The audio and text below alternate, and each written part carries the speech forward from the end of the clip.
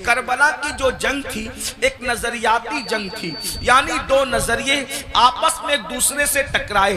और फिर आज 14वीं सदी के बाद यानी तकरीबन जो है वो 15वीं सदी के अंदर हम लोग किसके साथ खड़े हैं?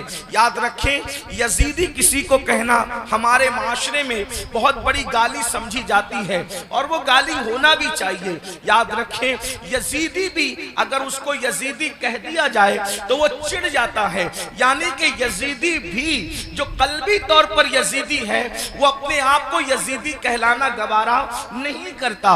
मगर आज की इस महफिल के अंदर जिसमें हजारों की तादाद में ये सरों का समंदर है और उसमें अक्सरियत नौजवानों की है, थोड़ी देर के लिए हम अपना एहतिसाब करें। ये नजरियाती जंग है। नजरियाती जंग किसे कहते हैं? अल्लाह अकबर। यानी दो शख्सियतें नहीं बल्कि दो नजरिए आपस में टकराए और नजरिए के लिए जंग की गई। तो उसमें हम किसके साथ खड़े हैं?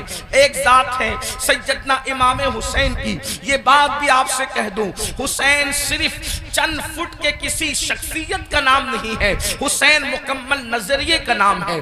हुसैन जो है एक मुकम्मल फिक्र का नाम है। हुसैन पाक एक मुकम्मल अंजुमन का नाम है। हुसैन पाक जो है वो मुकम्मल एक मसलक का नाम है। हुसैन पाक अल्लाह अकबर जोहदे मुसलसल की दावत पहम का नाम है। हुसैन पाक अल्लाह अकबर गैरतों की आबरू के तहफ्फुज का नाम है। हुसैन पाक अस्लाफ की मेहनतों के तहफ्फुज का नाम है। तो हम लोग किसके साथ खड़े हैं?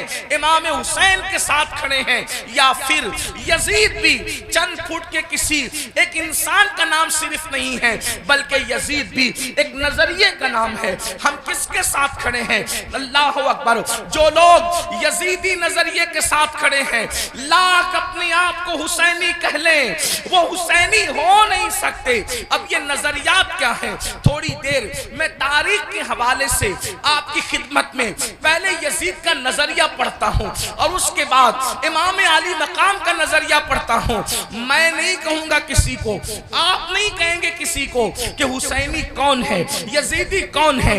इस महफिल में पहली मुहर्रम किस मुकद्दस शब के अंदर अपने आप में डूब कर सोचना, किसके साथ खड़े हो? यजीद के साथ खड़े हो या शहजादा रसूल के साथ खड़े हो? मेरे आका सल्लल्लाहु अलैहि वसल्लम के दीवानों, आखिर यजीद से इमाम अली मकाम को इख्तिलाफ क्यों है? इमाम उससे इख्तिलाफ क्यों करते हैं? उसकी वजह यह है कि यजीद जो है वो दीन यानी जिसमें सिर्फ नमाज हो और वो भी नमाज सिर्फ नाम को नमाज हो, रोजे सिर्फ नाम को हो, हज सिर्फ नाम का हो, ज़कात सिर्फ नाम की हो, सदका तो खैरात सिर्फ नाम के हो, यानी चंद टोपियां दाढ़ियां बज़ाहिर ये एक देखने की चीज हो। यजीद जो है इस मजहब से, इस दीन से बज़ाहिर कोई इख्तिलाफ नहीं करता था। वो रूह दीन को मिटाना चाहता था, मजहब की रूह को मिटाना चाहता था, मजहब की अस्ल को मिटाना चाहता था। आप कहेंगे मजहब की अस्ल क्या है? नंबर एक, सबसे पहली मजहब की अस्ल ये है कि रसूलुल्लाह सल्लल्लाहु अलैहि वसल्लम से मोहब्बत अपनी जान से ज्यादा की जाए, अपने माल से ज्यादा की जाए, अपने वतन से ज्यादा की जाए। सबसे पहली असास मजहब की ये है। इकबाल ने कहा था, ये फाका कश के मौत से डरता नहीं जरा, रूहे मोहम्मद इसके बदन से निकाल दो, फिक्रे अरब को देके फिरंगी तखय्युलात, इस्लाम को हिजाजो यमन से निकाल दो। वो रसूलुल्लाह की अकीदतें, वो रसूलुल्लाह की मोहब्बतें, वो रसूलुल्लाह का प्यार। अल्लाह अकबर। नबी का नाम तो लिया जाए लेकिन एहतराम वो ना हो जो सिद्दीक अकबर के कल्ब में था, जो फारूक आजम के दिल में था, जो उस्मान गनी के दिल में था, जो मौला अली के दिल में था, जो साद, सईद, तलहा, जुबैर, अबू उबैदा इब्न अल जर्राह, बिलाल हबशी, अबू हुरैरा, खालिद इब्न वलीद के दिल में था। अल्लाह अकबर। यानी कि हुजूर अलैहिस्सलाम की शख्सियत एक आम इंसान की तरह रह जाए। मैं जितने हवाले आपके सामने जितनी बातें कर रहा हूं इंशाअल्लाह इसके हवाले यकीनन मैं आपको देने के हवाले से तैयार हूं, लेकिन आप थोड़ा सा उसको पहले समाप्त कर लें। अल्लाह अकबर। उसके बाद यजीद का अंदाज ये था, अल्लाह अल्लाह, मुसलमान और काफिर के दरमियान फर्क करने वाली चीज नमाज है। सहाबा यही कहते रहे कि हम रसूलुल्लाह के जाहिरी दौर में मुसलमान और काफिर के दरमियान जो फर्क करते थे वो नमाज की वजह से करते थे, और वहां यजीद का हाल ये था। अल्लाह अकबर। बाद में आप मरवानी दौर में देखें यजीद की फिक्र, अल्लाह अकबर, जुमा की नमाज का हाल ये था कि जुमा का खुतबा इतना तवील करने वाले ने तवील किया कि असर का वक्त भी जाने लगा। तो अल्लाह अकबर, अल्लाह अकबर। फिर क्या हुआ, हजरत सैयदना अब्दुल्ला इब्ने उमर जैसी हस्तियों ने टोका तो अल्लाह अकबर, कहने वाले ने कहा कि मैं ये चाहता हूं कि आपके गर्दन का बोझ जो आपके जिस्म पर है उसको खत्म कर दिया जाए। मेरे आका अलैहिस्सलातु व तस्लीम के प्यारे दीवानों, इसी तरीके से आप देखें, यानी कि दीन बदलना, दीन का नाम लेकर दीन बदलना, वो दीन जिसमें नमाज ना हो यानी रूहे नमाज, वो दीन जिसके अंदर अल्लाह अकबर नशे की मुकम्मल तौर पर कोई रुकावट ना हो बल्कि नशा किया जाता हो। बल्कि यजीद के बारे में हाफिज इब्ने कसीर यहां तक लिखते हैं कि यजीद उस नशेड़ी का और नशा करने वाले का नाम है कि जिसने सफरे हज में भी शराब पीना बंद नहीं किया। वो उसने सफरे हज में भी, संबल वालों और गिरदो नवा से आने वालों, आपसे पूछना चाहता हूं, हमारे हिंदुस्तान का कितना भी बिगड़ा हुआ आदमी अगर हज के लिए जाए तो कम से कम वो सफरे हज में शराब नहीं पीता। अल्लाह अकबर। लेकिन वो किस कदर बदबख्त था, किस कदर बदतरीन और पलीद था इब्ने कसीर के कौल के मुताबिक कि उसने सफरे हज में भी शराब पी। और बाज मुअर्रिखीन ने तो यहां तक उसके बारे में कहा है कि उसने अशआर कहे। अगर मुअर्रिखीन ने इंसाफ से काम लिया है तो मैं अहले इल्म की तवज्जो चाहता हूं, मैं सिर्फ नाकिल की हैसियत से इसको बयान कर दूं। अल्लाह अकबर। उसने कहा कि अगर दीने मुहम्मदी में शराब हराम है तो फिर ईसाई बन करके शराब पी लेना चाहिए। ये उसका नजरिया था। वो बंदर नचाता था, आपको पता है, वो बांसुरी बजाता था, आपको पता है। अल्लाह अकबर। और यहां तक के ख्वाजा हसन निजामी जैसे लोगों ने तो बहुत बड़ी बातें उसके बारे में लिखी, लेकिन मैं बहुत एहतियात के साथ ये बात करूं कि यजीद उस बदतरीन इंसान का नाम है जिसने अपनी सौतेली मां पर तक पाप की नजर डाली। लोगों ने और आगे के किस्से लिखे हैं, मैं उसकी तरफ नहीं जाता, लेकिन सिर्फ इतना कहना चाहता हूं, उसने अपनी सौतेली मां पर भी पाप की नजर डाली। शेख मुहक्किक शेख अब्दुल हक मुहद्दिस देहलवी रहमतुल्लाह अलैह लिखते हैं, अम्मा जान सैयदा आयशा सिद्दीका को उसने बदतरीन गाली दी। और वो गाली शेख मुहक्किक ने लिखा है, लेकिन मजमे में मेरी बयान करने की हिम्मत नहीं है। वल्लाह वो सैयदा आयशा सिद्दीका जिसके बिस्तर पे कुरान नाजिल होता हो, वो सैयदा आयशा सिद्दीका जिस पे तोहमत लगती हो, तो अल्लाह जिसकी बरात का ऐलान करता है, जिसकी इज्जत का ऐलान करता है, जिसकी शान और अज़मत का ऐलान करता है, सूरतुन नूर की आयतें जिसकी तहारत की गवाही देती नजर आती हो, मेरे इमाम कहते हैं शमा दिल मिश्का तन सीना ज़ुजाजा नूर का तेरी सीरत के लिए आया है सूरा नूर का। अल्लाह अकबर। वो इतनी गंदी गाली दी है, उसका जिक्र नहीं किया जा सकता। ये यजीद था। अब आपसे पूछना चाहता हूं, अल्लाह अकबर, यजीद के यहाँ बाप का कोई एहतराम न था, इसलिए कि इब्ने कसीर को आप उठा करके पढ़ें तो वो अपने वालिद से दूर दूर ही रहा, बल्कि वो यहूद और नसारा के माहौल में रहा। कुत्तों से मोहब्बत करना, बंदरों से मोहब्बत करना, बांसुरी का मामला, ये सारी चीजें। और फिर उसके बाद उसके अक्सर दोस्त जो थे वो यहूद और नसारा थे। मेरे आका अलैहिस्सलाम के प्यारे दीवानों, अब ऐसा शख्स जो है वो कुर्सी पर, वो भी कौन सी कुर्सी, वो भी कौन सा तख्त, वो भी कौन सी मंजिल, वो भी कौन सा मकाम, जिस मकाम पर अफजलुल बशर बादल अंबिया बित्तहकीक सिद्दीक अकबर बैठ चुके थे, उस कुर्सी पे वो बैठ रहा था। अगर इमाम उसको कबूल करते तो लोग ये समझते कि जो रंग सिद्दीक अकबर का है वही रंग यजीद का है। अल्लाह अकबर। यानी किस कदर जो है वो दीन के अंदर फितना होता, रखना होता, किस तरह जो है वो दीन का की शक्ल बिगड़ जाती। जिस कुर्सी पे फारूक आजम बैठ चुके थे उसी कुर्सी पे वो बैठना चाहता था, यानी मोमिनों का खलीफा, मोमिनों का अमीर कहलाना चाहता था। इमाम अर्श मकाम इमाम हुसैन रदी अल्लाह तबारक व तआला अन्हु ने उसकी मुखालिफत फरमाई और मुखालिफत फरमाकर एक मुकम्मल नजरिया पेश किया। अली अकबर जैसा जवान खाको खून में तड़पता हुआ देखा जाएगा, अली अस्कर जैसा शहजादा करबला की जमीन पर दफन होता हुआ देखा जाएगा। सकीना के चेहरे पर तमाचे लगते हैं, हुसैन उसको बर्दाश्त कर लेंगे। बीबियों के दुपट्टे छीनते हैं, हुसैन पाक को वो बर्दाश्त हो जाएगा। लेकिन अल्लाह अकबर, अल्लाह के दीन को बदला जाए, खुदा के दीन के अंदर जो रूह है उसको मुर्दा करने की कोशिश की जाए, इमाम ने उसको गवारा न फरमाया और सब लुटाया। जो आप दास्ताने करबला में सुनते हैं, आपसे पूछना चाहता हूं अब हम किसके साथ खड़े हैं? मैं जल्दी जल्दी अपनी गुफ्तगू को आगे की तरफ ले जाऊं। यजीद के यहाँ जिना कोई ऐब नहीं था और इमाम हुसैन के यहाँ जिना का नाम सुनकर भी बदन के रोंगटे खड़े होते हैं कि क्या लोग ऐसा गुनाह भी कर सकते हैं जिसे जिना कहते हैं। आपसे पूछना चाहता हूं अगर आज कोई जिना के अड्डे की तरफ जा रहा है और उसके माथे पर बल भी नहीं है और वो बेहयाई और बदी में डूबा है, तो आपसे पूछना चाहता हूं वो नजरियाती तौर पर किसके साथ खड़ा है? इमाम हुसैन के साथ खड़ा है या फिर यजीद के साथ खड़ा है? बड़ी माजरत के साथ अगर बुरा लगे तो माफ करना, कड़े पहनने का नाम हुसैनियत नहीं है, डोरे हाथों में बांधने का नाम हुसैनियत नहीं है, रंग बिरंगी कपड़ों पहनने का नाम हुसैनियत नहीं है, 10 दिन के मुहर्रमी बनने का नाम हुसैनियत नहीं है। हुसैनियत क्या है?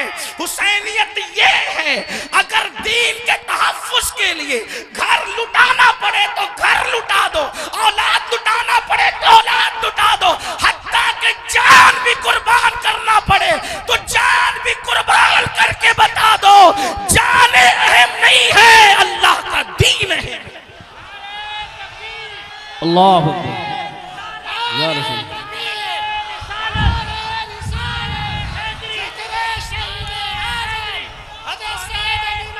बड़ी माजरत के साथ कुछ लोगों ने हुसैनियत को बहुत सस्ता कर दिया।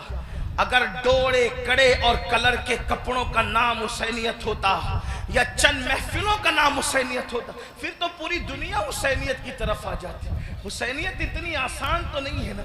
उस दौर में भी 22,000 का लश्कर अलग खड़ा है और 72 नफूस अलग खड़े हैं। इससे पता चला हुसैनियत आसान नहीं है। अब अपने आप में डूबकर सोचो, क़यामत के दिन अल्लाह अकबर किसके साथ उठोगे? मेरी कौम के वो जवानों जो अपनी रातों को गंदी फिल्मों के साथ जो है वो अल्लाह अकबर जहन्नम के अजाब को कबूल करते हुए, खुदा के चैलेंज से न डरते हुए, नरम नरम गद्दों पे लेटकर अगर जिना के मनाजिर देख रहे हो तो मैं यहाँ उलमा मौजूद है, एक बात अर्ज करूं कि यजीद भी तो कहीं फिर ऐसा काम करने वालों से इस मामले में 2 कदम पीछे नजर आ रहा है। और मेरी कौम के वो जवान जो अपने आप को हुसैनी कह रहे हैं, वो इस मामले के अंदर, इस मामले में कह रहा है, क्या वो यजीद से 2 कदम आगे नजर नहीं आते? अल्लाह बताओ तो सही। शहजादे रसूल से मोहब्बत का दावा, और कोई मुसलमान ये तसव्वुर कर सकता है कि वो जिना के अड्डे पे जाए? वो जिना जिसके बारे में अल्लाह के रसूल सल्लल्लाहु अलैहि वसल्लम गैब नबी ने फरमाया कि क़यामत के दिन जानियों को आग के कपड़े पहनाए जाएंगे, आग का कुर्ता पहनाया जाएगा और उनकी शर्मगाहों पर जहन्नम की आग भड़काई जाएगी। फिर उसके बाद दूसरी चीज शराब को लेने, नशा को लेने। अल्लाह अकबर, 16-16, 17-17 साल के लड़के आज हमारे नशा की तरफ जा रहे हैं। और अल्लाह अकबर, नशा की तरफ जो चीज ले जा रही है, मुझे ऐसा महसूस हो रहा है कि हुक्का जो है वो इंसान को नशे की तरफ तेजी के साथ ले जा रहा है। मैं हुक्के पर कोई हुक्म तो नहीं लगा रहा हूँ, वैसे कहीं कोई मैं मुफ्ती भी नहीं हूँ कि मैं हुक्के पर कोई हुक्म लगाऊं। हुक्म बयान करना मेरा काम नहीं। मैं एक छोटा सा तालिबे इल्म हूँ। इस्लाह मुआशरा की महफिल में सिर्फ दिल का दर्द लेकर के आया हूँ। इब्तिदा हुक्के से होती है, हुक्का तो कोई हराम नहीं। इस तरह की लोग बात करते हैं, फिर धीरे धीरे सिगरेट पर आते हैं और सिगरेट के अंदर फिर क्या क्या लगा के पिया जाता है मुझसे ज्यादा आप लोग जानते हैं, और आप लोगों से ही हम तक बातें पहुंचती है। और फिर धीरे धीरे इंसान एमडी का, नशे का और खुदा जाने किस किस चीज का आदी हो जाता है। आपसे पूछता हूं, यजीद भी नशा कर रहा है, आप भी नशा कर रहे हैं, और यजीद के और आपके नशे में फर्क क्या है? अल्लाह अकबर। शायद यजीद ने एमडी वगैरह को ख्वाब में भी नहीं देखा होगा। अल्लाह अकबर। अंदाजा फरमाए किस तरफ जा रहे हो। अल्लाह अकबर। इमाम अली मकाम अला जद्दी वाले सलाम के सामने ये चैलेंजेस थे। आप अपनी कौम को जराइम से बचाना चाहते थे, आप अपनी कौम को गुनाह से बचाना चाहते थे। जानते हैं अल्लाह के रसूल सल्लल्लाहु अलैहि वसल्लम ने बस्तियों के उजड़ने और घरों के उजड़ने के लिए जो बात बयान फरमाई है उसको दिल के कानों से सुने। अल्लाह के गैबदा नबी सल्लल्लाहु अलैहि वसल्लम इरशाद फरमाते हैं, रातों को कुछ लोगों के मकानात खुद ब खुद जमीन में धंस जाएंगे, जमीन के अंदर जो है जमीन बोस हो जाएंगे। आप कभी सुनते हैं ना कि फला बिल्डिंग गिर गई, फला बिल्डिंग जमीन में दफन हो गई। मैं ये नहीं कहता कि सब इसी वजह से होती है, लेकिन अल्लाह के हबीब गैबदा नबी सल्लल्लाहु अलैहि वसल्लम घरों के उजड़ने के, घरों के जमीन बोस होने के असबाब क्या बयान करते हैं। लोग कहते हैं हमारे घरों पर ये चल रहा है, वो चल रहा है। मैंने कहा जो चला रहे हम उनके भी साथ नहीं है, लेकिन अपना करतूत भी तो देखो। कुरान कहता है वमा असाबकुम मिन मुसीबतिन फबिमा कसबत ऐदीकुम, कि तुम पर जो भी मुसीबत आती है वो तुम्हारे किए धरा है, वो तुम्हारे बुरे अमाल का नतीजा है। अल्लाह अकबर। क्या हुआ? आका इरशाद फरमाते हैं सल्लल्लाहु अलैहि वसल्लम के कुछ लोगों के मकान रातों रात जमीन पे गिर जाते हैं, जमीनों में धंस जाते हैं। सहाबा ने पूछा या रसूल अल्लाह उसकी वजह क्या है? आका फरमाते दो गुना जब घरों के अंदर किए जाते हैं, दो गुना जब इमारतों के अंदर किए जाते हैं तो घरों को जमीन में धसा दिया जाता है, घरों को जमीन बोझ कर दिया जाता है। पूछा या रसूल अल्लाह वो क्या है? फरमाया एक मौसीकी है, म्यूजिक है। जिस घर में म्यूजिक बजता है और जिस घर में शराब पी जाती है, रातों रात उन घरों को जमीन में धसा दिया जाता है। अब आप मुझे बताओ, कानों में ईयरफोन लगाकर रातों के 3-3, 4-4 बजे तक म्यूजिक सुनने वालों, क्या तुम्हें अपने घरों से प्यार नहीं है? तुम्हें अपने घरों से मोहब्बत नहीं है? तुम्हें अपने घरों से उल्फत नहीं है? और फिर अल्लाह के हबीब अलैहिस्सलाम फरमाते हैं जिसने दुनिया में शराब का एक घूंट पिया और तौबा नहीं की, जब वो मरेगा तो मरने वक्त तो उसकी जबान पे कलमा जारी नहीं होगा, वो कलमे से महरूम रहेगा। और यहां तक के हजरत मालिकुद्दीनार फरमाते हैं मैंने कई नशा करने वालों को कुफ्र पर मरते देखा है। अल्लाह अकबर। हजरत उमर इब्न अब्दुल अजीज कहते हैं मैंने कई नशा करने वालों को कुफ्र पर काफिर होकर मरते देखा है। अल्लाह के बंदो जरा गौर तो करो। फिर तीसरी चीज लेते हैं नमाज के हवाले से। 95% लोग नमाज नहीं पढ़ते हमारे माशरे का, और लोग आसानी से कह देते हैं मौलाना हमें टाइम नहीं मिलता। बल्कि आशूर के शब में भी जिसमें जुमेरात ही को जंग हो रही थी करबला की, अक्सर मौर्रिखीन कहते हैं जुमरात कोई जो है वो जंग का आगाज कर दिया था। इमाम पाक ने पूछा गाजी अब्बास से, अब्बास क्या कर रहे हैं ये लोग? कहा वो तो जंग शुरू करने की बात करते हैं। कहा उनसे कह दो कि हमें नमाज बहुत पसंद है, हमें तिलावत बहुत पसंद है, हमें गिरिया अल्लाह के लिए करना बहुत पसंद है, जिक्र अस्कार बहुत पसंद है। वो जंग तो होनी ही है, लेकिन एक रात की वो हमें मोहलत दे दे ताकि आने वाली रात शब आशूर है उसमें हम अल्लाह की इबादत करें, गिरिया वजारी करें। आपसे पूछता हूं इमाम तो मोहलत ले रहे हैं इबादत के लिए, और अल्लाह रब्बुल इज्जत ने हमें पूरी जिंदगी दी है, इबादत की तरफ नहीं आते। कितनी सादगी से इंसान कहता है मौलाना टाइम नहीं मिलता।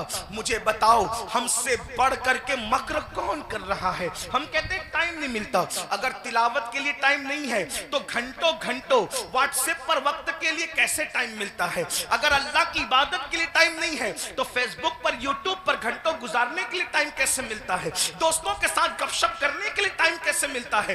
याद रखिए अल्लाह के बंदो, कब तक अय्याशियां करते रहोगे, कब तक जराइम करते रहोगे, कब तक खुदा के गजब को चैलेंज करते रहोगे, कब तक अल्लाह के अजाब को दावत देते रहोगे, कब तक खुदा के अजाब से गफलत बरतते रहोगे।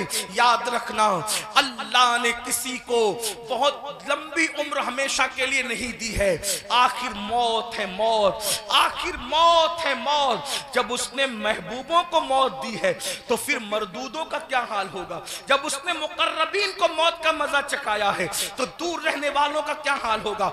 याद रखना जिस दिन रूह का रिश्ता जिस्म से टूट जाएगा उस दिन सिवाय पछतावे के कुछ हाथ नहीं आएगा। अल्लाह अल्लाह जब लोगों के दरमियान बैठते हो तो वलियों की तरह बातें करते हो, और जब तन्हाइयों में होते हो तो शैतान का नंगा नाच बन जाते हो। ये मुनाफिकत नहीं है तो और क्या है। जबान कुछ और कहे और किरदार कुछ और कहे।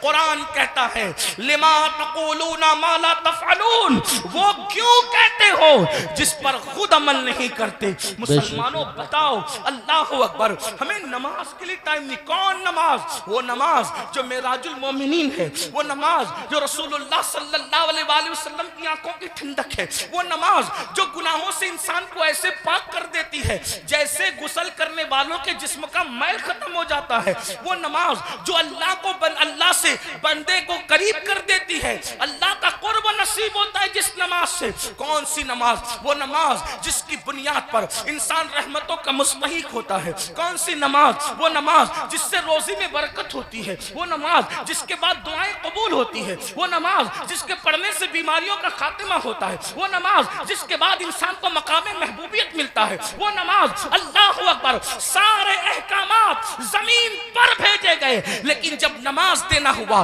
तो जमीन पर नहीं भेजी गई बल्कि मेराज में लामका पे बुलाकर महबूब को दे के बताया गया। सारे अहकामात अपनी जगह है लेकिन नमाज का मामला अपनी जगह है। इसीलिए बुजुर्गों ने फरमाया, अल्लाह के रसूल अलैहिस्सलाम फरमाते हैं कि सबसे पहले क़यामत में नमाज के बारे में पूछा जाएगा। अगर नमाज का मामला आपका क्लियर हुआ तो सारे मामला क्लियर कर दिए जाएंगे, और अगर नमाज के मामले में अटक गए, नमाज के मामले में फंस गए तो फिर इंसान बच न सकेगा। आप मुझे बताएं, हमें अल्लाह से डर नहीं लगता? जिस क़यामत के दिन के बारे में काबे अहबार कहते हैं, अगर 70 अंबिया के बराबर भी कोई अमाल बफर्ज़े महाल लेकर के पहुंचे तो भी वो अपने अमाल को हकीर जानेगा, हकीर। आपसे पूछता हूं क्यों वक्त नहीं निकालते? अब आइए आपसे पूछूं, इमाम तो सजदे की, इमाम तो अल्लाहु अकबर शहादत के वक्त भी सजदा करते हैं। कितना दर्दनाक वक्त होगा। अल्लाह अल्लाह, जब इंसान का एक्सीडेंट होता है और वो मौत को करीब देखता है तो इंसान अपनी जान की फिक्र करता है, मगर कुर्बान मेरे इमाम शहीद करबला ने जब आखिरी वक्त आया तो भी अपने सर को सजदे में रखा और सर सजदे में रख करके बता दिया, औरों को जान से मोहब्बत है लेकिन अली के बेटे को अपनी जान से ज्यादा सजदे से मोहब्बत है। आप बताएं तो सही। और उसी नमाज से हम दूर है। आशूर में भी नमाज दूर करते, आशूर में भी नमाज से दूर रहते हैं। आइए अब इस अपनी गुफ्तगू को एंड की तरफ ले जाते हुए आपसे पूछूं, अगर क़यामत के दिन, तवज्जो करना इन जुमलों पर, अगर क़यामत के दिन फहरिस्त बनी जानियों की कि जानी एक साथ खड़े रहे, तवज्जो आप, जानियों की फहरिस्त बनी कि जानी एक साथ खड़े रहेंगे, तो जिस ग्रुप में यजीद होगा उसी ग्रुप में जिना करने वाले भी तो होंगे ना। दुनिया के अंदर बड़ी बड़ी बातें हाकना आसान है। महशर आपकी मर्जी और मेरी मर्जी से नहीं होगा। महशर को महशर कहते इसलिए हैं कि वहां बड़े बड़े मुकर्रबीन भी नफ्सी नफ्सी कहेंगे। अल्लाह, थोड़ा किसी के दिल की फरियाद दिल के कानों से सुनो। मेरी कौम के जवानों, जहन्नम का ईंधन बनने नहीं आए हो। मेरी कौम के जवानों, अल्लाह को नाराज करने नहीं आए हो। इमाम आली मकाम से जान से ज्यादा मोहब्बत करने वाले मेरे सुन्नियों, आपसे पूछता हूं, थोड़ा गौर करना, ईमान वाले दिल पे हाथ रखकर सोचना, जानियों की फहरिस्त बनेगी कि सारे जानी एक साथ खड़े रहे, तो बताओ जहां यजीद होगा वहां जानी लोग होंगे कि नहीं होंगे? और निगाहों की पाकीज़ा, निगाहों को पाकीज़ा रखने वालों की फहरिस्त बनेगी कि जो निगाहों को नीचा रखते थे, औरतों को पाप की नजर से नहीं देखते थे, जिनकी निगाहों में तकद्दुस था, वो सब एक तरफ खड़े रहे। तो बताओ, अल्लाह अकबर, निगाहों को तहफ्फुज देने वाले इमाम हुसैन के साथ खड़े होंगे और जिना करने वाले यजीद के साथ खड़े होंगे। अगर क़यामत में ऐसा हो गया, अगर हो गया कि बेनमाजी एक साथ रहे और नमाजों की पाबंदी करने वाले एक साथ खड़े रहे, तो बताओ यजीद के साथ खड़े होंगे कि नहीं होंगे बेनमाजी? और जो नमाजों को तहफ्फुज देते थे वो उस शहीद के साथ खड़े होंगे कि नहीं होंगे, जिसने सर को सजदे में कुर्बान किया है, सर सजदे में कुर्बान किया है। अल्लाह अल्लाह किसी ने कहा था, हो सके तो लाइए दोनों जहां मीजान में, मैंने एक सजदा जमीने करबला से ले लिया। अल्लाह अकबर। बताओ मुसलमानों, तो पता चला ये नजरियात की जंग है, ये नजरियात की जंग है। आपसे पूछूं, जंग में जब इंसान जाता है, जंग में जब इंसान जाता है फौज लेकर जाता है, बहन लेकर नहीं जाता। जंग में इंसान जाता है फौज लेकर जाता है, बीबियां लेकर नहीं जाता। जंग में इंसान जाता है, अल्लाह अकबर, फौज लेकर जाता है, सौतेले भाई लेकर नहीं जाता। जंग में इंसान जाता है 6 महीने का बच्चा लेकर नहीं जाता। इमाम, आप जंग में भी जा रहे हैं, और कुछ लोग तो ये कहते हैं कि चलो इत्तेफाकी हादसा हो गया है। इत्तेफाकी हादसा आपके मौर्रिखीन के लोगों के लिए कहने को है, वरना रसूलुल्लाह के घर का बच्चा बच्चा जानता था। आका ने इतनी तफसील से करबला बयान की थी। इब्ने अब्बास कहते हैं कि नबी के घर के बच्चे बच्चे को पता था कि हुसैन मैदान करबला में खड़े जब वो शहीद होंगे जंगे सिफ़ीन के मौके पर। मौलाए कायनात जब करबला के करीब से गुजरे तो रोए, फरमाया यहाँ हुसैन के ऊंट बैठेंगे, यहाँ उनके कजावे रखे जाएंगे। यानी कितनी तफसील मालूम थी खानदान रसूल को कि ऊंट कहाँ बैठेंगे वो भी पता है, खैमे कहाँ लगेंगे वो भी पता है, कजावे कहाँ रखे जाएंगे वो भी पता है। आप कहते हैं हादसा हो गया, लेकिन ये हकायक है, सच्चाई है। इमाम, आप जंग के लिए जा रहे हैं, लेकिन बीबियां ले जा रहे हैं, जंग के लिए जा रहे हैं, बहनें ले जा रहे हैं, जंग के लिए जा रहे हैं, बेटियां ले जा रहे हैं, जंग के लिए जा रहे हैं, बच्चे ले जा रहे हैं, जंग के लिए जा रहे हैं, सौतेले भाई ले जा रहे हैं। ऐसा क्यों? इमाम गोया के बताएंगे, ये तलवारों के टकराने की जंग नहीं, बल्कि ये किरदार की जंग है, ये नजरियात की जंग है। एक तरफ यजीद सौतेली माँ को पाप की नजर से देख रहा है, तो हम मैदान में बताएंगे कि सौतेले रिश्ते का तकद्दुस क्या है। आप देखें, पूरी दुनिया के अंदर सौतेला रिश्ता हमेशा मशकूक रहा है। आप तवज्जो करें, सौतेला रिश्ता हमेशा मशकूक रहा है। आप नहीं देखते सौतेले रिश्ते का मतलब? कुरान की तफासिर उठा करके देखें, इब्ने अब्बास से लेकर साहिब नईमी तक सौतेले रिश्ते का मतलब क्या?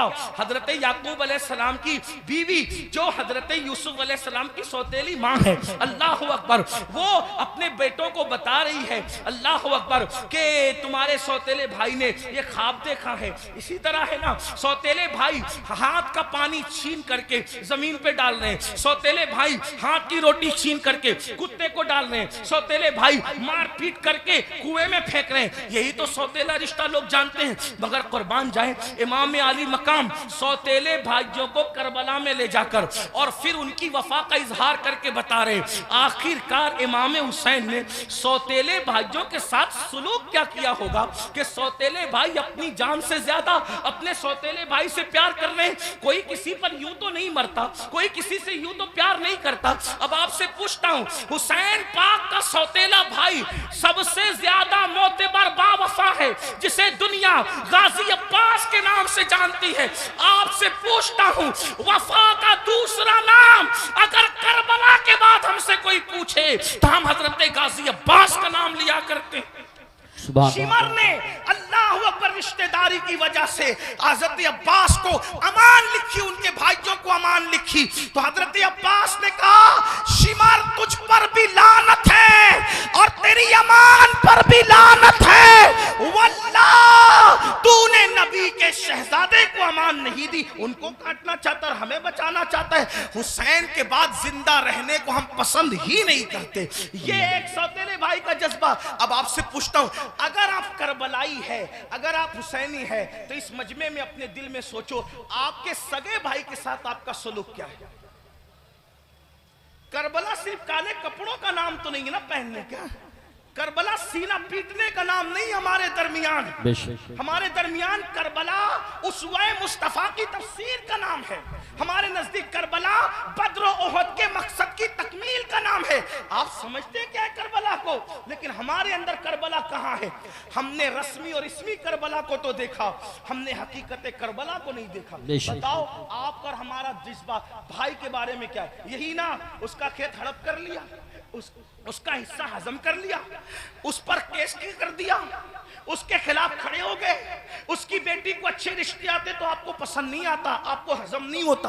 बताएं तो सही, उसके घर में बेटे ही बेटे पैदा हों तो आपको तकलीफ होती है। ये आपका मामला सगे भाई के लिए, और वहां सौतेले भाई के साथ अंदाज क्या है सरकार गाजी अब्बास के साथ देखें। फिर उसके बाद इमाम अपनी बहन को करबला में लाए। जब इमाम किसी की कोई बात नहीं मानते, तवज्जो करना, जब इमाम किसी की कोई बात नहीं मानते तो सैयदा ज़ैनब खड़ी होकर कहती है, भैया ये कर लो, भैया ये कर लो। बहन की कोई बात नहीं टलती। गोया कि हुसैन बता रहे वहां बहन का कोई तकद्दुस नहीं है, और यहाँ बहन के तकद्दुस का आलम यह है कि बज़ाहिर अगर हजरत इमाम के अपनी फिक्र के खिलाफ बहन बात कर रही है तो इमाम उसको ही मानते नजर आ रहे। किसने नहीं कहा था कि अली असगर को ले जाएं और यजीदियों से कह के पानी पिला दे?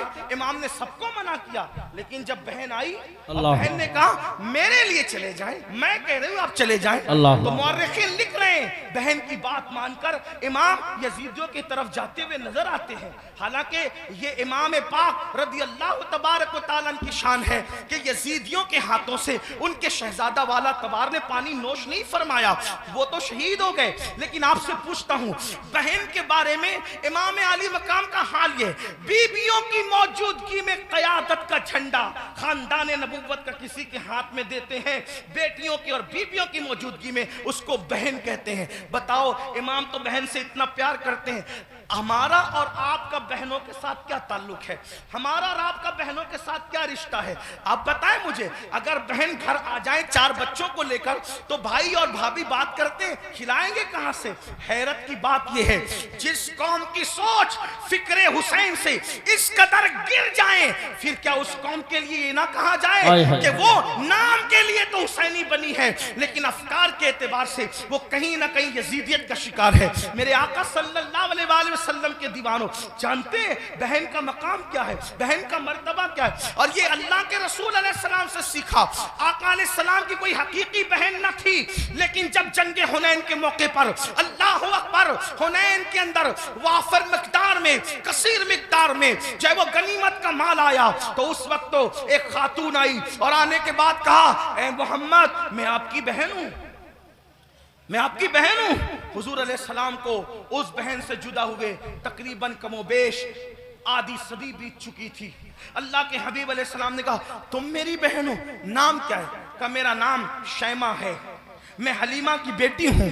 आका अलैहिस्सलाम ने फरमाया, शैमा को तो जानता हूं, हलीमा को भी जानता हूं, मेरी वो माँ है, रजाई माँ, लेकिन शैमा तुम मेरी बहन और तुम ही हो, इसकी निशानी तुम्हारे पास क्या है? अल्लाह, क्या निशानी है मुझे बताओ। तो हजरत शैमा कहती है, एक बात ऐसी है जो सिर्फ तुम और मैं जानते हैं, तीसरा कोई नहीं जानता हमारे सिवा। का वो कौन सी? तो आका अलैहिस्सलाम से उन्होंने अर्ज किया, एक दिन मैं आपको कहीं ले जाना चाहती थी, एक दिन मैं आपको कहीं ले जाना चाहती, आप आना नहीं चाहते थे, मैंने जबरदस्ती की, गोद में छीना। आपने अक्सर ये मंजर देखा होगा घरों में कि बड़ी बहनें भाई को गोद में ले जाना चाहती है, वो नहीं आना चाहता, तो क्या होता है, वो जबरदस्ती खींचती है, तानती है, ऐसा करती है।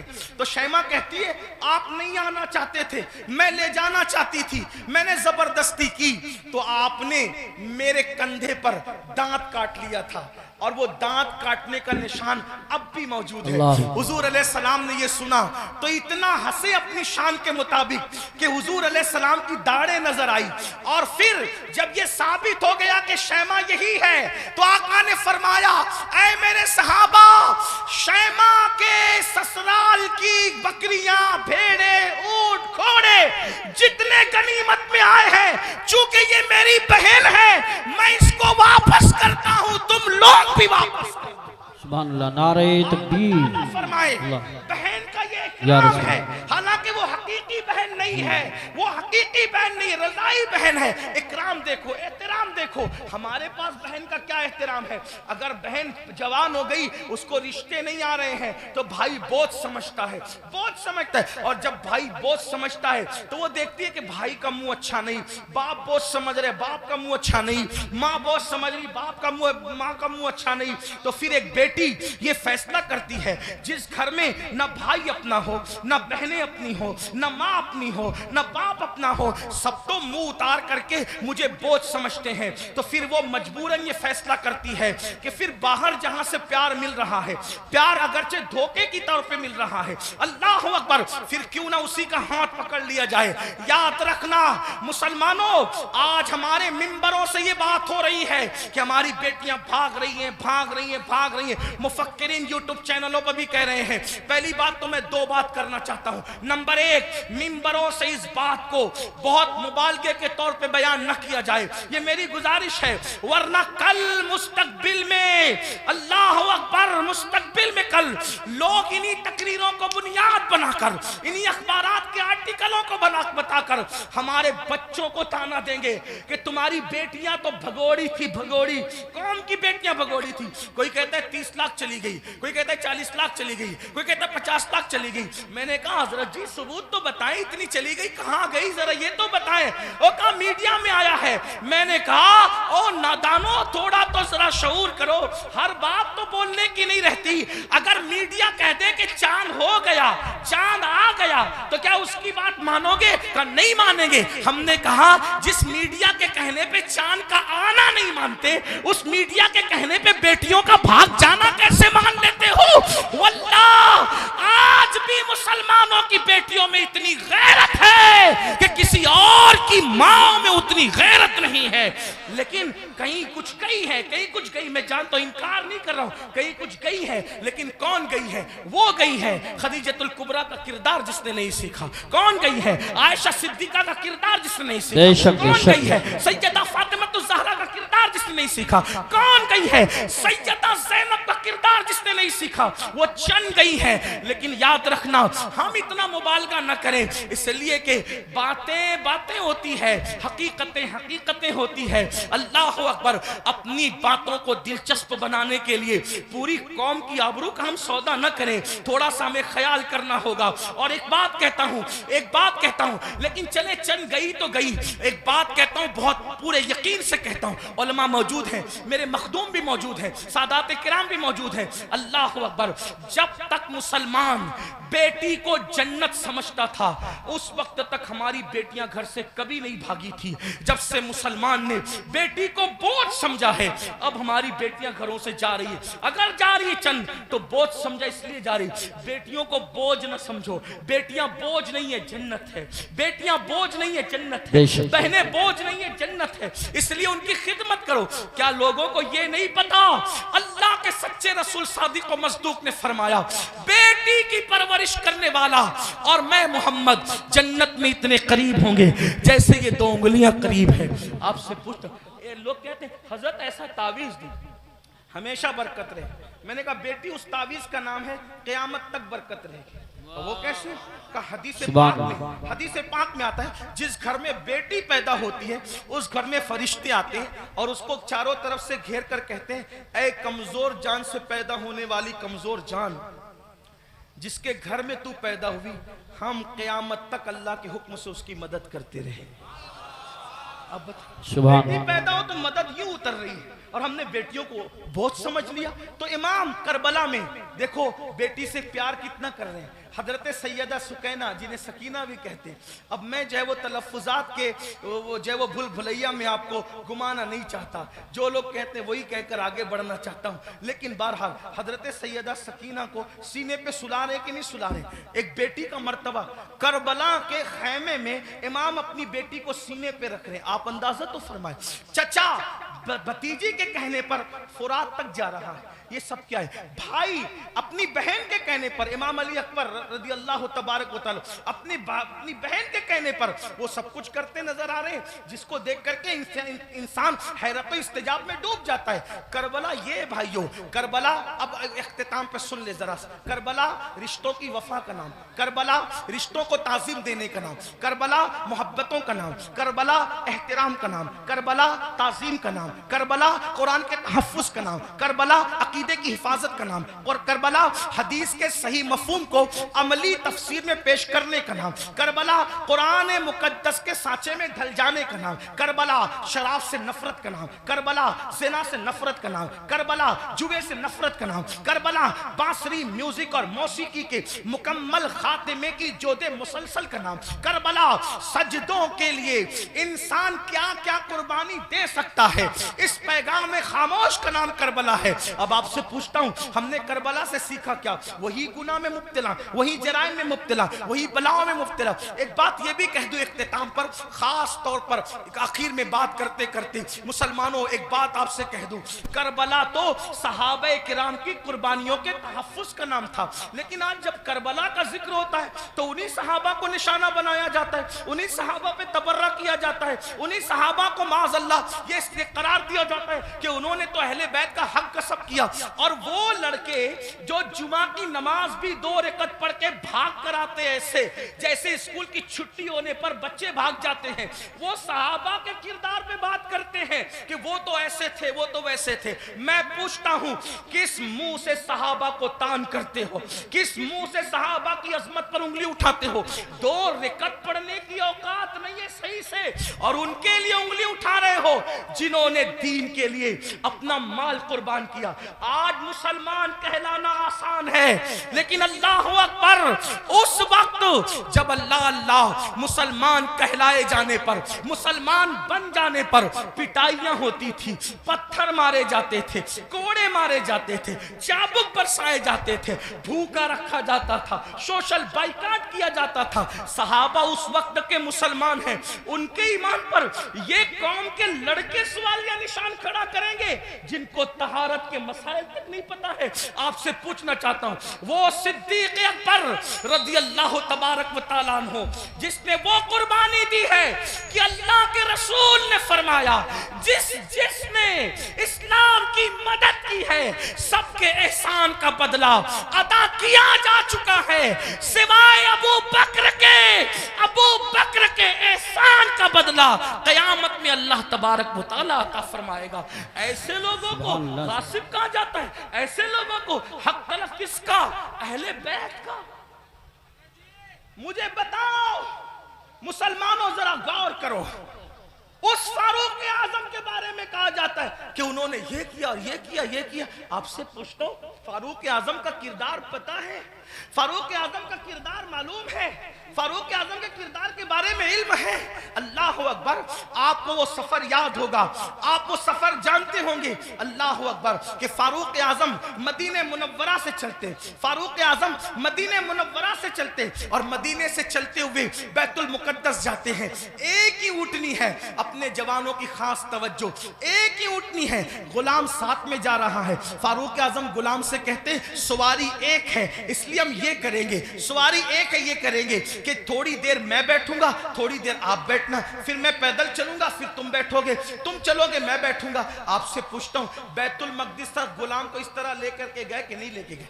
आप बताएं, बोलने से पहले तोलो, किसी की भी बात सुन करके बका मत करो। जो फारूक आजम एक गुलाम की हक तलफी न करें, जो फारूक आजम एक गुलाम की हक तलफी न करें, वो फारूक आजम अपनी आकाजादी सैयदा फातिमतुज़ ज़हरा की हक तलफी कैसे कर सकते हैं? आप जानते हैं, कभी गौर तो किया होता, कभी सोचा तो होता, जिससे जो सुना वही बकना शुरू कर दिया। मेरे आका अलैहिस्सलाम फरमाते हैं, मेरे असहाब को बुरा मत कहो, मेरे सहाबा को बुरा मत कहो। और इसी करबला की बात करते हुए सहाबा पे तबर्रा किया जाए, मुसलमानों क्या मुंह लेकर के उठोगे? जानते हैं शिफा शरीफ में काजी अयाज रहमतुल्लाहि ताला अलैह लिखते हैं कि एक शख्स मर रहा था, उसको मौत आ रही थी, मरते वक्त उसकी जबान पे कलेमा नहीं आ रहा था, अल्लाह अकबर, उसकी जबान पे कलेमा नहीं आ रहा था। उससे पूछा गया कि तू कलेमा क्यों नहीं पढ़ पा रहा है? उसने कहा कि मैं अबू बकर और उमर के गुस्ताखों के साथ बैठा करता था। वो गुस्ताख नहीं था, बल्कि गुस्ताखाने शेखैन के साथ बैठता था। अल्लाह अकबर। तो जो गुस्ताखाने शेखैन के साथ बैठे, सिर्फ बैठे, मरते वक्त उसकी जबान पे कलेमा नहीं आता, जो गुस्ताखी करे उसका क्या अंजाम होगा? ये दुनिया चंद दिन की है, ये दुनिया चंद लम्हे की है। बंदों की खुशी के लिए अल्लाह को नाराज न करो। वल्लाहु व रसूलुहु अहक्कु अन युर्दू, अल्लाह और उसका रसूल इस बात के ज्यादा हकदार हैं कि उनको राजी किया जाए। आज ये बहस चल रही है कि कौन कब ईमान लाया था, कौन कब ईमान लाया था। मैंने कहा किसी ने कभी भी ईमान लाया था, ईमान तो लाया था ना, हुजूर ने तो माफ किया था ना, हुजूर ने तो चादर में जगह दी थी ना। जिसको रसूलुल्लाह अमान दे दे, जिसको नबी अमान दे दे, उम्मती को हक क्या है उसको अमान से बाहर करने का? आपसे पूछना चाहता हूं, इसलिए मुसलमानों अपनी हैसियत में रहो। आला हजरत इमाम अहमद रजा मुहद्दिस बरेलवी फतावा रज़विया शरीफ में लिखते हैं, आलिम रब्बानी की तौहीन करने वाला कुफ्र तक जाता है। जब आलिम रब्बानी की तौहीन करने वाला कुफ्र तक जाता है, जो सहाबा की तौहीन करे, सहाबा को गालियां दे, याद रखना स्टेज पर कुछ भी कहो, कमरे की गुफ्तगू तो अल्लाह सुन रहा है, दिलों का हाल तो अल्लाह देख रहा है। इसलिए उनके लिए दिलों में कीना न रखो, उनके लिए दिलों में अदावत न रखो। मुसलमानों क्या बात है, अगर रसूलुल्लाह ऊंट के चमड़े की नालैन पहन ले तो हम उस नालैन को सर पे रखते हैं।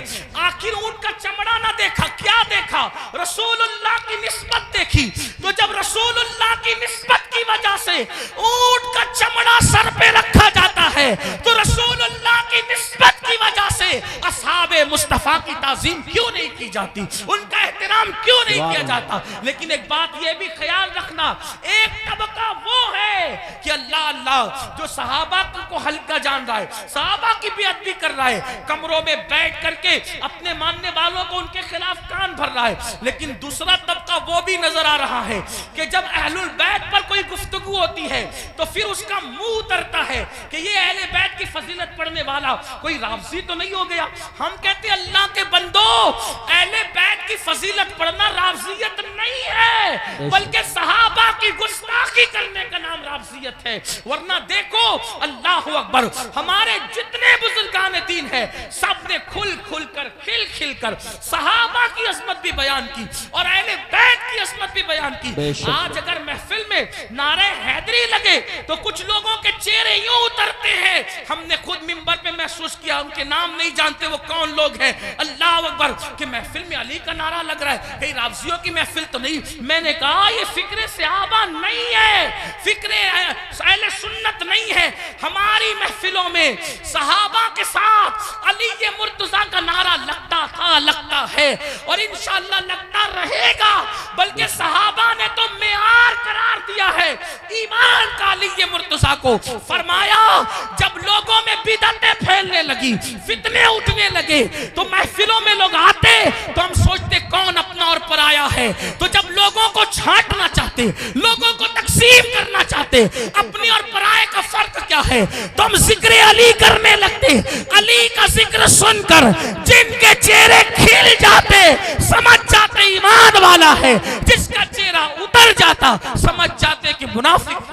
नारे तकबीर, इसलिए नारे जिक्र रिसालत। अली करो मगर एहतराम सहाबा के साथ, जिक्र अहले बैत करो एहतराम सहाबा के साथ, सहाबा का जिक्र करो अहले बैत की ताज़ीम के साथ, क्योंकि ये दोनों रसूलुल्लाह से मंसूब है।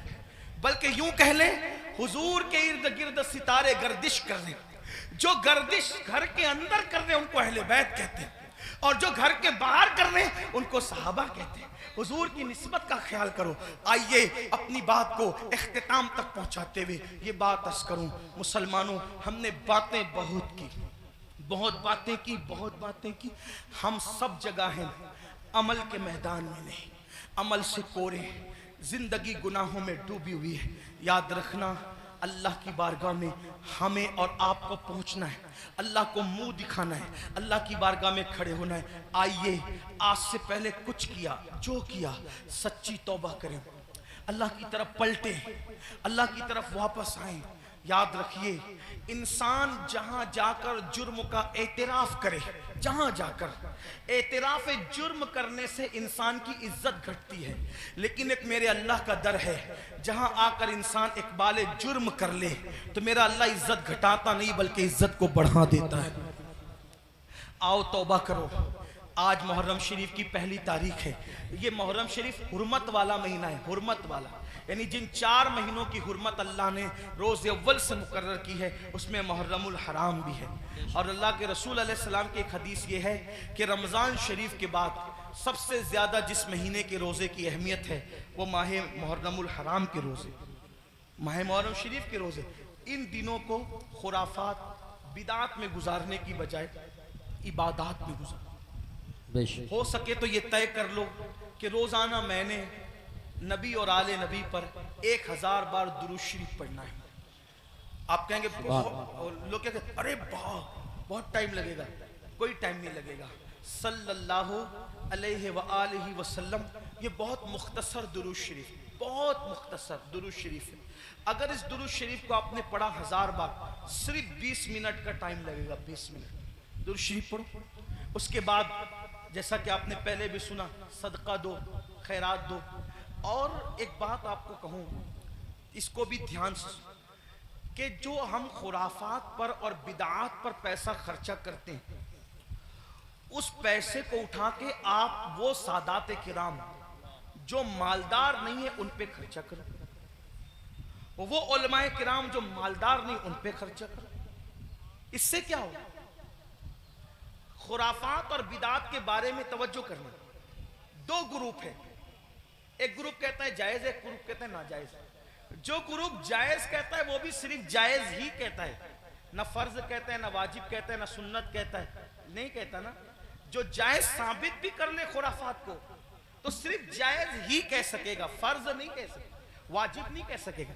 लेकिन भाइयों, अपने मुसलमान भाई की मदद करना तो अल्लाह ने हम पे फर्ज किया है। बल्कि यहां तक फरमाया कि जब तक तुम अपने मुसलमान भाई की मदद करते रहोगे अल्लाह तुम्हारी मदद करेगा। और आपको बताऊं, खास तौर पे सादात की खिदमत, वो जो मालदार नहीं है, मुस्तहिक हैं, ये नहीं कहता गरीब है, मेरे अंदर इतनी हिम्मत नहीं कि मैं किसी सैयद को गरीब कहूं, लेकिन सादात जो मालदार नहीं है, मालदार अगर आप उनकी खिदमत करें तो होगा क्या? 2-3 बातें सुन ले, बात खत्म करते। हजरत सैयदना अब्दुल्ला इब्ने मुबारक रदी अल्लाह ताला हज को जा रहे थे, हज का इरादा था, और हज के इरादे में आपने ये तय किया कि मैंने हज को जाना है। पूरी तैयारी हो गई, इरादा बन गया हज को जाना। अब्दुल्ला इब्ने मुबारक को पता चला कि मेरे पड़ोस में एक सैयद साहब रहते हैं और वो इस वक्त थोड़ा परेशान हाल है, हालात के सताए हुए और हालात के मारे हुए। तो उन्होंने सोचा कि पड़ोसी है, सैयद हैं, मैं उनके नाना के यहाँ जाऊं, मैं हज के लिए जाऊं और इनको भूखा प्यासा तड़पता बिलकता छोड़ के जाऊं। तो उन्होंने क्या किया, इस साल हज नहीं करेंगे, इंशाअल्लाह आइंदा फिर कभी देखेंगे। हज की पूरी रकम उठाकर उस सैयद साहब को दे दिया और उसके बाद आंसू पोंछते हुए, अब सब्र करते हुए रह गए। जब हज से काफिला वापस आया तो लोग मुलाकात करते थे, तो अब्दुल्ला इब्ने मुबारक लोगों को कहते थे मुबारक हो हज। तो लोग भी कहते थे अब्दुल्ला आपको भी मुबारक हो, आपको भी मुबारक हो। हज़रत अब्दुल्ला इब्ने मुबारक सोचते, या अल्लाह मैं गया नहीं, लेकिन जो आता है मुझे हज की मुबारकबाद देता है। इसी फिक्र में थे, आंख लगी तो ख्वाब में गैब से निदा आई। कोई कहने वाला कहता है, अब्दुल्ला इब्ने मुबारक, तूने मेरे नबी के शहजादे की मदद के लिए हज को मुलतवी कर दिया तो तेरी ये अदा इतनी पसंद आई कि हमने तेरा हम शक्ल एक फरिश्ता पैदा किया है जो क़यामत तक तेरी तरफ से हज करता रहेगा और उसका सवाब तुझे मिलता रहेगा। सुभान अल्लाह, सुभान इसलिए अल्लाह, इसलिए खुराफात की तरफ खर्च करने की बजाय अपने सादात जो मुस्तहिक है उनके लिए खर्च करो। ऐसे सादात हैं, मैंने कई जगह देखा, कोई सब्जी बेच रहा है, कोई ऑटो चला रहा है, कोई चाय बेच रहा है, उनके बच्चों की स्कूल की फीस नहीं है भरने के लिए, उनकी बच्चियों की शादी के लिए पैसे नहीं है। ये सारी चीजें मुसलमानों, हमें इसकी तरफ गौर, तरजीहात की तरफ गौर कीजिए, जहां खर्च करने का ज्यादा फायदा है उसकी तरफ। बल्कि इमाम अहले सुन्नत एक हदीस लिखते हैं, आइए उस हदीस को भी सुने। कहते हैं कि मेरे आका अलैहिस्सलाम ने फरमाया कि जिसने बनु हाशिम पर एहसान किया, उनकी खिदमत की, उनकी मदद की, आका फरमाते हैं मुझ पर वाजिब और लाजिम है कि जिसने भी मेरी आल की खिदमत की, मदद की, नुसरत की, हिमायत की, मोहब्बत की, आका फरमाते मुझ पे वाजिब है, लाजिम है कि उसका सिला मैं उसको कयामत में दूंगा जब वो मुझसे मिलेगा।